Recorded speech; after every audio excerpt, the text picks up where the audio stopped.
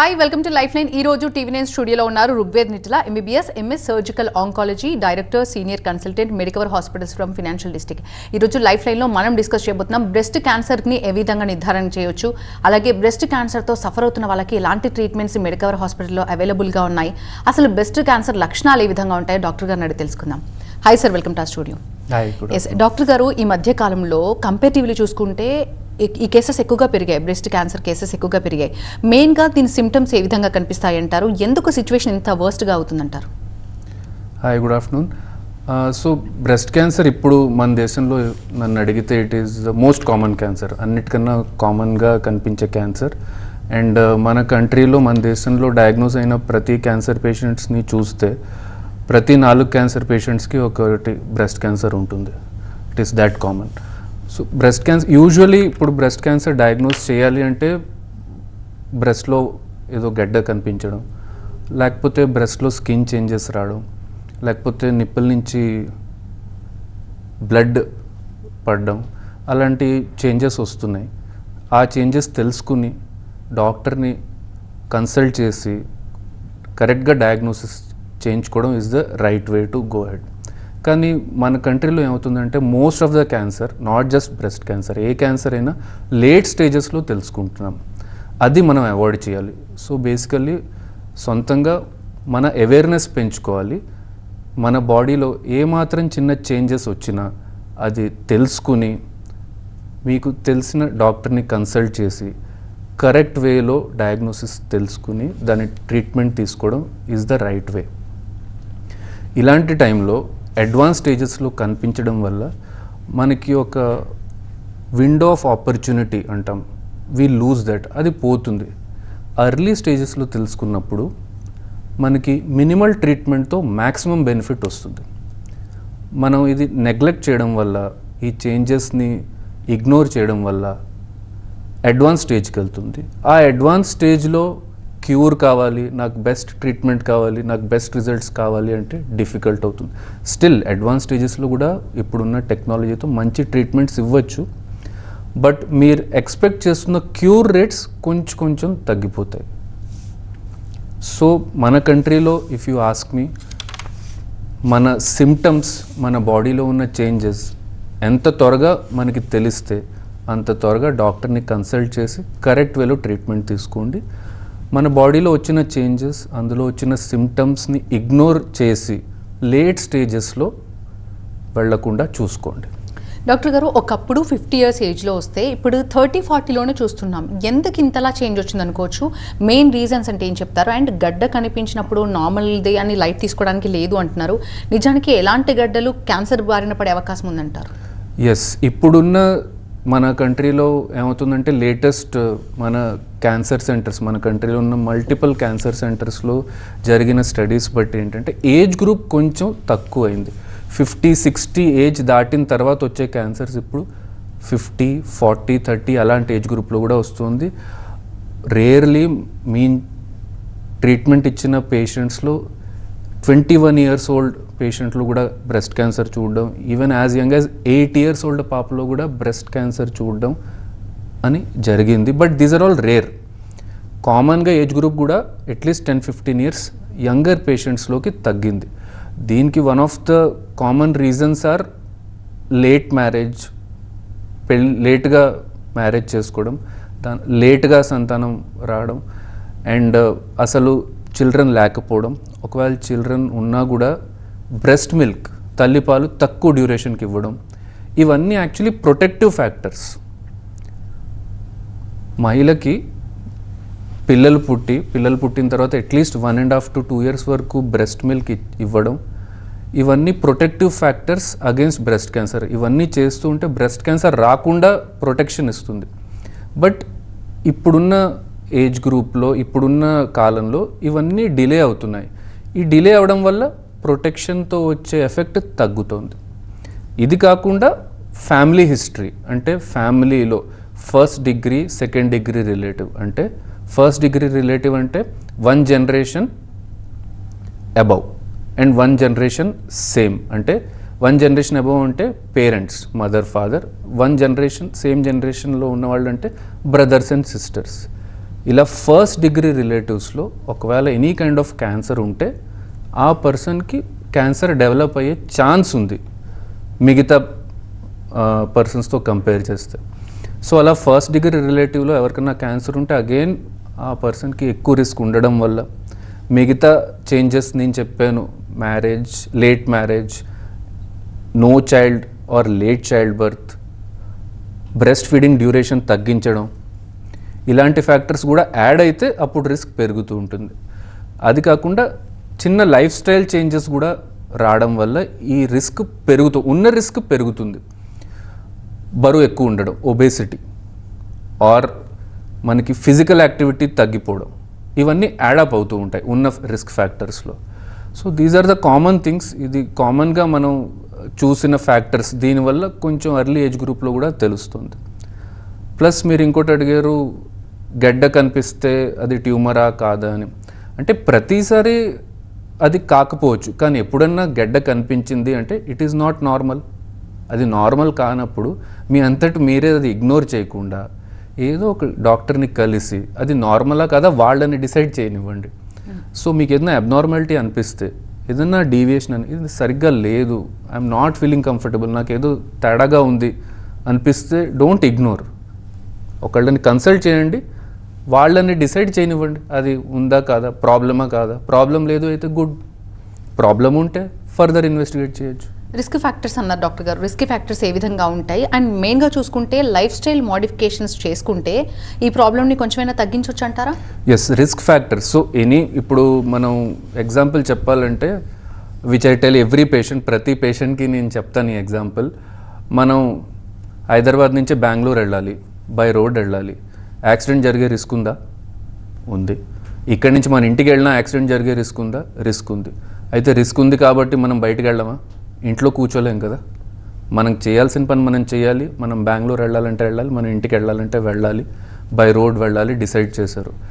Risk of accidents ఉన్నాయి, కానీ ఆ రిస్క్ తగ్గించే విధానం కూడా ఉంది. రూల్స్ ఫాలో అవ్వడం, సీట్ బెల్ట్ పెట్టుకోవడం, ట్రాఫిక్ లైట్స్ ఫాలో అవ్వడం, లేన్ డ్రైవింగ్ చేయడం, don't drink and drive. Of course ఈ రూల్స్ అన్నీ ఫాలో అవుతూ ఉంటే యాక్సిడెంట్ జరిగే రిస్క్ తక్కువ ఉంటుంది. అలాగే ఏ మనిషికైనా క్యాన్సర్ డెవలప్ అయ్యే రిస్క్ ఉంది.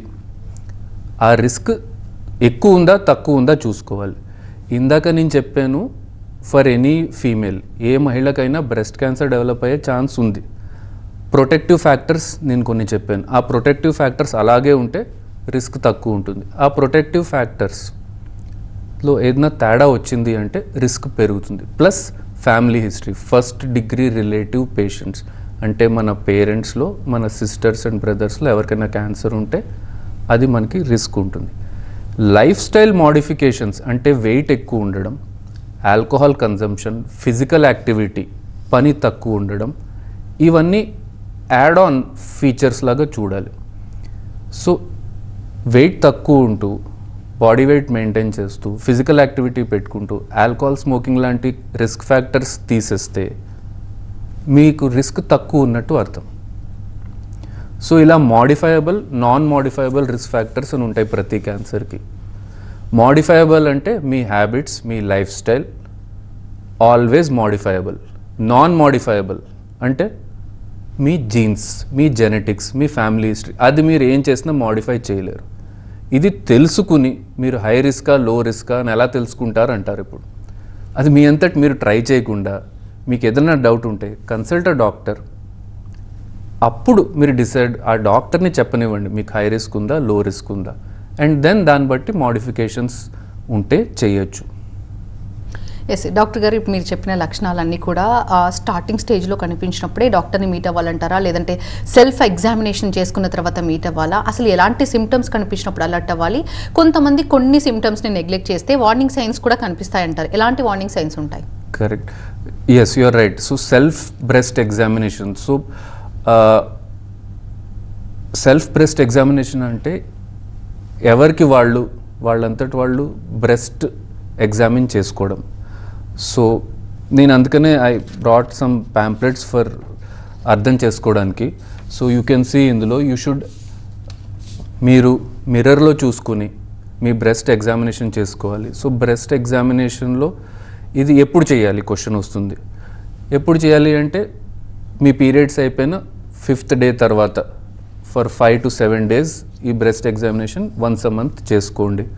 ఎలా చేయాలి అంటే స్టాండింగ్ పొజిషన్లో నించుంటూ మిర్రర్ ఎదురుగుండా బ్రెస్ట్ ఇంకా నిప్పల్లో ఏదైనా చేంజెస్ ఉన్నాయా లేదా చూసుకోవాలి. నిప్పల్ లోపలికి వెళ్ళిపోవడం, ఏదైనా డిశ్చార్జ్ అవ్వడం, బ్లడ్ అయినా వాటర్ అయినా, బ్రెస్ట్ మీద ఉన్న స్కిన్లో ఏదైనా చేంజెస్ రావడం, ఇలాంటి చేంజెస్ అన్నీ మీ అంతటి మీరే చూడొచ్చు. ప్లస్ మీ అంతటి మీరే చేయి పెట్టి ఎగ్జామిన్ చేసి కన్ఫర్మ్ చేసుకోవచ్చు. ఇది కాకుండా చెంకల దగ్గర కూడా ఆర్మ్పిట్స్లో కూడా ఏదైనా స్వెల్లింగ్ ఉందా లేదా మీ అంతటి మీరే చెక్ చేసుకుంటూ ఉండాలి. ఇది self breast examination monthly once చేసుకుంటూ ఉండాలి. ఇందులో మీకు ఏదైనా తేడా కనిపిస్తే యూ కన్సల్ట్ అ డాక్టర్. ఒక డాక్టర్ని కలిసి చెప్పండి, నేను ఎప్పటి నుంచో చేస్తున్నాను but I'm feeling some problem here. ఇది one of the best methods. మీ ఆరోగ్యం మీ చేతుల్లో ఉంది అని అంటారు కదా, ఇది దాని బెస్ట్ ఎగ్జాంపుల్. మీ అంతటి మీరు ఎగ్జామిన్ చేసుకుని ఎనీ అబ్నార్మాలిటీ ఏ తేడా అన్నా ఉంటే తెలుసుకోండి. తేడా కనిపిస్తే కన్సల్ట్ చేయండి డాక్టర్ని.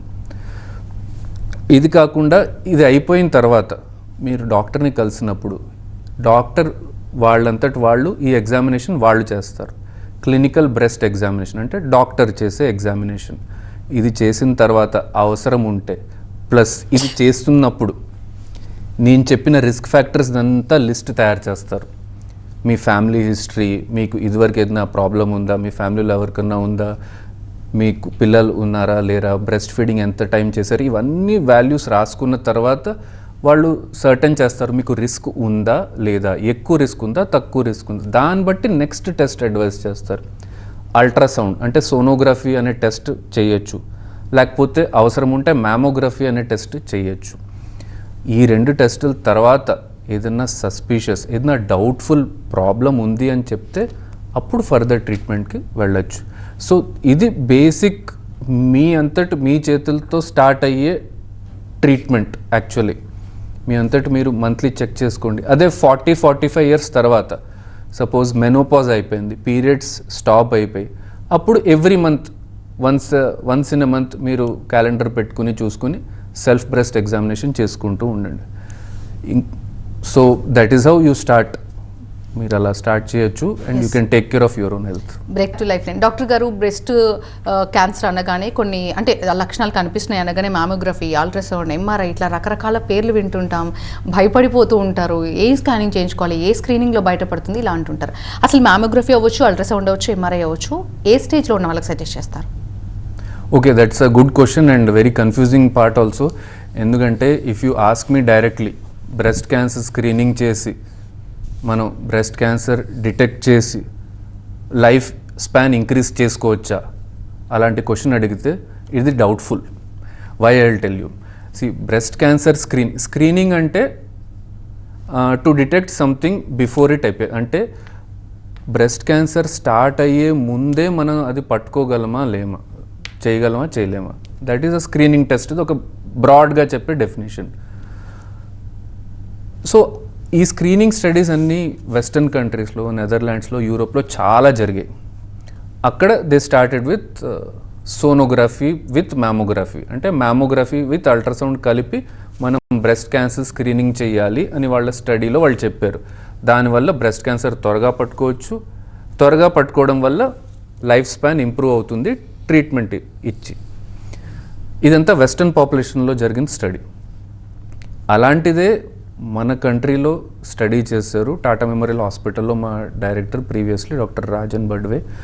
అండ్ ఆయన చేసిన ఇట్ వాజ్ 1,50,000 పేషెంట్స్ని స్టడీ చేశారు. అందులో నేను చెప్పిన 3 మెథడ్స్ యూజ్ అయ్యాయి. Self breast examination, clinical breast examination by doctor, plus add on mammography. So ఆ స్టడీతో అంటే ఇండియన్ పాపులేషన్లో ఇంత మ్యాసివ్ స్టడీ 20 years వరకు ఫాలోఅప్ చేశారు. అంటే ఈ స్క్రీనింగ్ టెస్ట్ యూస్ చేసి 20 years వరకు అదే పేషెంట్స్ని ఫాలో చేస్తూ వస్తే అందులో వచ్చిన రిజల్ట్ ఏంటంటే మన కంట్రీలో అందరికీ అడ్వైజబుల్ ఏంటంటే సెల్ఫ్ బ్రెస్ట్ ఎగ్జామినేషన్ చేయండి. అందులో ఏదైనా ప్రాబ్లం వస్తే డాక్టర్కి చూపించి క్లినికల్ బ్రెస్ట్ ఎగ్జామినేషన్ చేసి వాళ్ళు హిస్టరీ అంతా అడుగుతారు మిమ్మల్ని. నేను చెప్పిన రిస్క్ ఫ్యాక్టర్స్ అన్నీ నోట్ డౌన్ చేసిన తర్వాత పేషెంట్ ఏజ్ బట్టి మ్యామోగ్రఫీ అండ్ అల్ట్రాసౌండ్ అడ్వైస్ చెయ్యాలి. ఇది వాళ్ళ కంక్లూజన్. సో అలాగే లెస్ దెన్ 40 ఇయర్స్ ఎవరన్నా పేషెంట్స్ వస్తే, మహిళలు ఎవరన్నా లెస్ దెన్ 40 ఇయర్స్ ఏజ్ గ్రూప్లో ఇవన్నీ న్యూస్ ఇవన్నీ విని చదివి భయపడి వస్తే బ్రెస్ట్ క్యాన్సర్ నాకు తెలుసుకోవాలని ఉంది, బ్రెస్ట్ క్యాన్సర్ ఉందా లేదా, మీరు స్క్రీన్ చేయండి, టెస్ట్ చేయండి అని అడిగితే దానికి నో అని చెప్పలేము ఆఫ్ కోర్స్. సో అందులో 2 కాంపోనెంట్స్ ఉంటాయి. Awareness, breast cancer awareness plus ఏదైనా టెస్ట్, అది కంప్లీట్ స్క్రీనింగ్. ఇప్పుడు మీరు అడుగుతున్నారు ఏం టెస్ట్ చేస్తే తెలిసిపోతుంది. టెస్ట్ ఒక్కటి చేస్తే సరిపోదు, టెస్ట్తో పాటు బ్రెస్ట్ క్యాన్సర్ అవేర్నెస్ కూడా ఇవ్వాలి. నేను చెప్పిన అవేర్నెస్ పాయింట్స్ కూడా వాళ్ళకి చెప్పి బ్రెస్ట్ క్యాన్సర్ స్క్రీనింగ్ టెస్ట్ చేసుకోవచ్చు. ఈ 2 కలిపితే మనకి బెస్ట్ ఇన్ఫర్మేషన్ వస్తుంది, ఇది క్యాన్సర్ ఉందా లేదా తెలుసుకుంటాం. So less than 40 years age గ్రూప్లో ఫ్యాట్ కంపోనెంట్ తక్కువ ఉంటుంది కాబట్టి అల్ట్రాసౌండ్ మనం చేస్తాము. మోర్ దెన్ 40-45 ఇయర్స్ ఏజ్ గ్రూప్లో ఫ్యాట్ కాంపోనెంట్ ఎక్కువ ఉంటుంది కాబట్టి మ్యామోగ్రఫీ అడ్వైస్ చేస్తాం. కాలర్ లైన్లో ఉన్నారు సార్ ఫ్రమ్ గుంటూరు. విద్యానాథ్ గారు ప్రాబ్లం ఏంటో చెప్పండి డాక్టర్ గారికి. సార్ ప్రాబ్లం ఏంటంటే మా మిస్సెస్ కు వచ్చింది సార్. హలో, చెప్పండి సార్. నేను నా మిస్సెస్ 1960 డేట్ ఆఫ్ బర్త్ అండి, 65 ఇయర్స్. మొన్న ఏప్రిల్ 16 నాడు న్యూరో ప్రాబ్లం అనుకుంటే కాదని టీబీనా ఇలా కనుక్కుందామని ఆర్కాలో చేయమన్న డాక్టర్ గారు. ఇది పెట్ అందులో ఇది వచ్చింది సార్, క్యాన్సర్ ఉందని వచ్చింది సార్. చెప్పండి. హలో, చెప్పండి. క్యాన్సర్ ఉందని తేలింది అలా ఆర్కాలో పెట్ స్కాన్ లో. అప్పుడు ఏం చేసామంటే ఇక మళ్ళీ ప్రైవేట్ హాస్పిటల్స్ అంటే బాగా ఎక్కువ అవుతాయని చెప్పేసి నాట్కో సంస్థ వాళ్ళు ఇచ్చారు కదా, ఫార్మా కంపెనీ నాట్కో వాళ్ళు గుంటూరులో జీజీహెచ్ లో పెట్టారు. అవును, నాట్కో క్యాన్సర్ సెంటర్ ఉంది జీజీహెచ్ లో. అందరూ ట్రీట్మెంట్ తీసుకుంటున్నాం. తీసుకుంటే ఇప్పుడు అలా ఫైనల్ స్టేజ్ అని చెప్పారు సార్ నాకు. ఓకే. రేడియేషన్ పెట్టారు 10 times, అంటే 8 times రెగ్యులర్ గా తీసుకున్నాము, 2 times గ్యాప్ వచ్చి 15 days అయినా పెట్టమన్నారు. అక్కడ శివరామకృష్ణ సార్ గారు, దుర్గాప్రసాద్ గారు మంచి చూస్తున్నారు. అవును, నాట్కో మెడిసిన్స్ ఇచ్చారు 2.5 mg. ఇప్పుడు నా ఉద్దేశం ఏంటంటే చెప్పండి. ఏంటంటే ఇంతకంటే కొంచెం ఏమైనా పవర్ఫుల్ మెడిసిన్ ఇస్తే ఉంటుందా లేదా అనేది కొంచెం మాత్రం డాక్టర్ గారు చెప్పింది ఏంటంటే దాదాపు వచ్చేసిందండి, మీకు ఎప్పుడైనా పిలుపు వస్తుంది, మీరు అందరూ సమానంగా ఉండండి, దానికి ఏర్పాటు చేసుకోండి అని చెప్పారు. ఓకే. అయితే మేమేమనుకున్నానంటే లాస్ట్ అక్టోబర్ లో మా సిస్టర్ వరంగల్ మాది, మా సిస్టర్ బ్రెస్ట్ క్యాన్సర్ వచ్చి ఆమె చనిపోయింది. 2 years 10 years ఉంది. దానివల్ల అన్నం తింటలేదు అనుకుంటున్నాం మేము. అందుకని అక్టోబర్ నుంచి మొన్నటి దాకా ఏప్రిల్ వరకు అన్నం తినట్లేదు. కారణం ఏంటంటే ఇదే తను చనిపోయింది, ఆ మనసులో దిగులు పెట్టుకుంది అని చెప్పేసి అనుకున్నాం, మనాది పెట్టుకుంది అనుకుని. అన్నం తినట్లేదండి? అప్పుడు అన్నం తినలేదు. అన్నం తినకపోతే ఎందుకు అన్నం తినట్లేదు అనుకుంటే ఇదే మా చెల్లె చనిపోయింది కదా అనుకున్నాము. తీరా చూస్తే ఐరన్ తక్కువ ఉంది, తర్వాత బ్లడ్ తక్కువ ఉంది.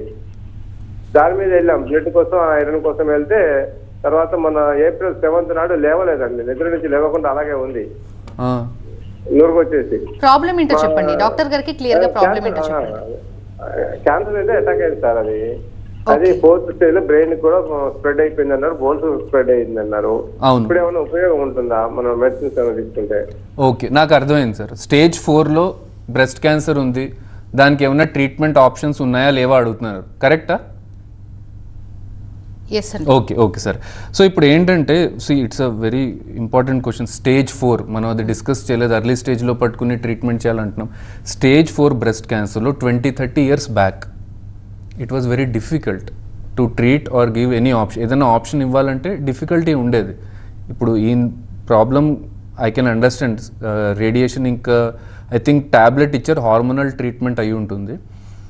ఇప్పుడు 2026లో అడిగితే స్టేజ్ 4 బ్రెస్ట్ క్యాన్సర్ అయినా కూడా పెథాలజీ అంటే బయాప్సీ రిపోర్ట్ బట్టి అందులో ఉన్న ఐహెచ్సి మార్కర్స్ అని ఉంటారు, రిసెప్టర్ స్టేటస్ బట్టి మంచి టార్గెటెడ్ ట్రీట్మెంట్ అయినా కీమోథెరపీ మెడిసిన్ అయినా ఇవ్వచ్చు. అండ్ దానివల్ల ఇదివరకులాగా సైడ్ ఎఫెక్ట్స్ తక్కువ ఉంటూ ఆ సైడ్ ఎఫెక్ట్స్ వచ్చినా దాన్ని ట్రీట్మెంట్ ఇస్తూ లైఫ్ స్పాన్ అంటే మన ఆరోగ్యం ఎక్కువ క్వాలిటీ ఆఫ్ లైఫ్ పాడవకుండా పెంచుకోవచ్చు. ఆ ఆప్షన్స్ ఉన్నాయి. కానీ ఇది ఒక పేషెంట్కి అలా అయింది, ఇంకో పేషెంట్కి కూడా ఇలాగే అవుతుంది అనే మైండ్లోంచి తీసేయాలి. ఎందుకంటే ఇప్పుడున్న టైం ఏంటంటే పర్సనలైజ్డ్ క్యాన్సర్ ట్రీట్మెంట్ అని అంటారు. అందరూ ఆ వర్డ్ చాలా ఈజీగా వాడతారు, కానీ దాని మీనింగ్ ఏంటంటే breast cancer 20-30 years back breast cancer అని అనేవాళ్ళు. ఇప్పుడు 2026లో ఎవరైనా బ్రెస్ట్ క్యాన్సర్ అని అంటే అదొక్కటి సరిపోదు. ఆ బ్రెస్ట్ క్యాన్సర్లో పెథాలజీ టైప్ ఏంటి, ఆ టైప్ బట్టి కీమోథెరపీయా, టార్గెటెడ్ థెరపీయా, లేకపోతే ఇంకేమైనా అడ్వాన్స్డ్ ఇమ్యూనోథెరపీయా, ఇవన్నీ ఇవ్వచ్చు. ఈ ట్రీట్మెంట్ ఒక పేషెంట్కి ఇవ్వచ్చు, ఇంకో పేషెంట్కి ఇవ్వకపోవచ్చు, ఎందుకంటే ఆ పెథాలజీలో ఆ చేంజెస్ లేకపోవచ్చు. దాన్ని బట్టి మంచి ట్రీట్మెంట్ ఇప్పుడు కూడా ఇవ్వచ్చు. ఇదివరకు లాగా ఆల్ ఈజ్ లాస్ట్, ఇంకా మనకి దిక్కు లేదు అలాంటి సిచ్యువేషన్ కాదు. పేషెంట్ టు పేషెంట్ చూసి పెథాలజీ రిపోర్ట్ బట్టి, స్టేజ్ బట్టి క్వాలిటీ ఆఫ్ లైఫ్ మెయింటైన్ చేస్తూ మంచి ట్రీట్మెంట్ ఇప్పుడు కూడా ఇవ్వచ్చు. రైట్, థ్యాంక్ యూ డాక్టర్ గారు, థ్యాంక్స్ ఫర్ బీయింగ్ హియర్. ఇది వాళ్ళ లైఫ్ లైన్, చూస్తూనే ఉండండి TV9.